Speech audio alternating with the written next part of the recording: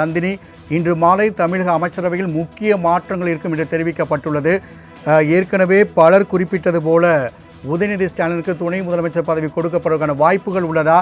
என்னென்ன மாற்றங்கள் நிகழ வாய்ப்புகள் உள்ளது? கூடுதல் விவரங்கள். வணக்கம் ராம்குமார். தமிழக அமைச்சரவையில் இன்று மாலை பெரிய அளவில் மாற்றம் இருப்பதாக தற்போது அதிகாரப்பூர்வ அறிவிப்பு என்பது வெளியிடப்பட்டிருக்கிறது.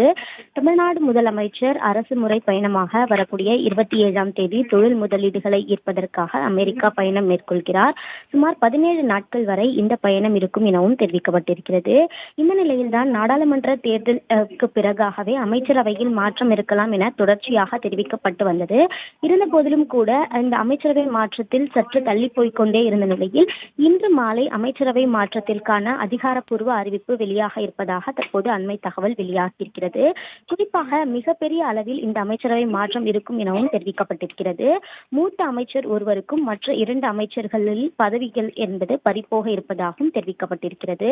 புதிதாக 3 அமைச்சர்கள் புதியதாக அமைச்சரவையில் இடம்பெற இருப்பதாகவும் தகவல் என்பது வெளியாகியிருக்கிறது.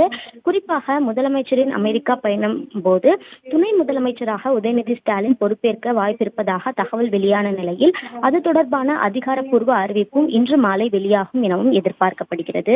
அந்த வகையில்தான் முதலமைச்சரின் அமெரிக்கா பயணத்திற்கு முன்னதாக அமைச்சரவையில் மிகப்பெரிய மாற்றம் என்பது நிகழ இருக்கிறது. இன்று மாலை அதற்கான அதிகாரப்பூர்வ அறிவிப்பு என்பது வெளியிடப்பட்டிருக்கிறது. மூத்த அமைச்சர் ஒருவரின் பதவி என்பது பறிபோக இருக்கிறது. அதே போன்று 3 புதிய அமைச்சர்கள் புதிதாக அமைச்சரவையில் இடம்பெற இருக்கிறார்கள். எனவே இதற்கான அதிகாரப்பூர்வ அறிவிப்பு ஆளுநர் மாளிகை தரப்பிலிருந்து இன்று மாலை வெளியிடப்படும் எனவும் தெரிவிக்கப்பட்டுள்ளது. ராம்குமார்.